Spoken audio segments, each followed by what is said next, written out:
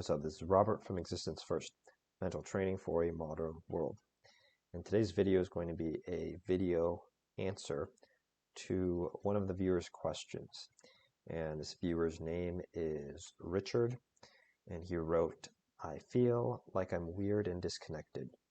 I mean, most people, they tend to relax by doing things like social media or not worrying about their future. And me, on the other hand, I want to learn anything.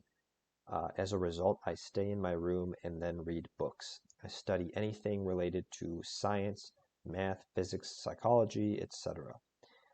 I feel like I'm hungry for knowledge. Is that okay? Is that a bad thing? Maybe I need to be practicing normal stuff. What do you think about that?" So, first of all, thank you for the question. And I totally relate. In college, I remember my friends stopping by my room in the residence halls and asking if I wanted to go bowling on a Friday night. And I said no, and instead stayed in my room and I did physics problems. I did physics problems from a textbook that I had the year before. So I already did the problems. I was doing them a second time. And I look back on that thinking, like, what was I even thinking? Like, now here's how to look at this. Rather than asking, is it good or bad to stay in your room and study like that? Let's ask a different question. Let's ask, what's the cause and what's the effect? All right, what's the cause? The reason that I stayed in my room back in college and did not go bowling with my friends was because, number one, I got self-esteem from doing the physics problems. And number two, I was trying to avoid the uncertainty of what would happen if I went to the bowling alley. I mean, I didn't know how long we would stay, like who would be there, what the conversation would be like, and it just, I wasn't comfortable with that. So that was the reason why I did what I did. Now, what was the effect of that? The effect was that I lost out on opportunities to practice social skills. That's key there. I lost out on opportunities to practice social skills.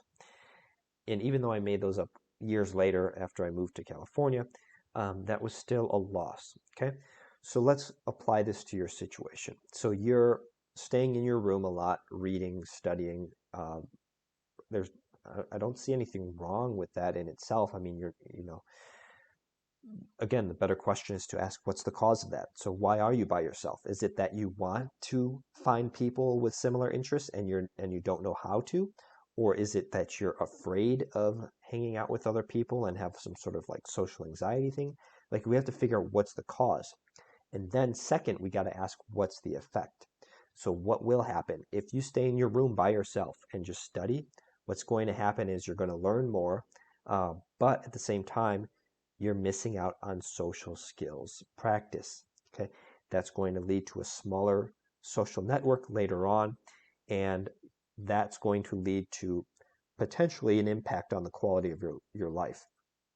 The impact, I would guess, would be negative because if you have a smaller social network, you might be more likely to feel things like loneliness. So here's another good question to ask.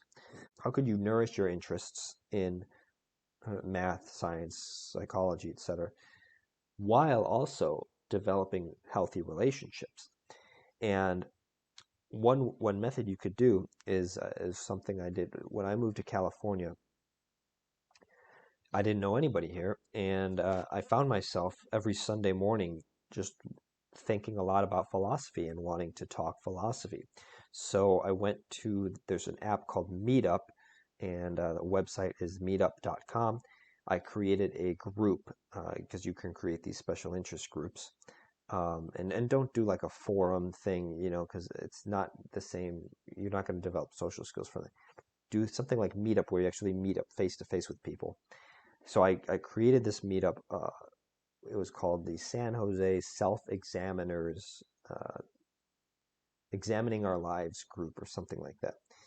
And so people will add themselves to the group based, if they're interested in philosophy, they add themselves to the group, and then you post events. And so every Sunday morning I would post an event at a coffee shop where we would gather, and I would limit it to 5 people, and we would sit around, drink coffee, and talk philosophy, talk about our ideas from the week. And it was so cool. I met a lot of cool people, and even though I don't do the group anymore, I still am Facebook friends with some of them. So, it was really cool. So that's a way that you could do both. You could do further your interests and also develop your social skills. The very first thing to do is when you catch yourself thinking about debating something, you got to start asking a better question. If you're going to ask is something good or bad, there's always a better question to that. Um, a lot of times that question is what's the cause and what's the effect. So give that a try, and thank you again for your question. Think deeply and put your existence first.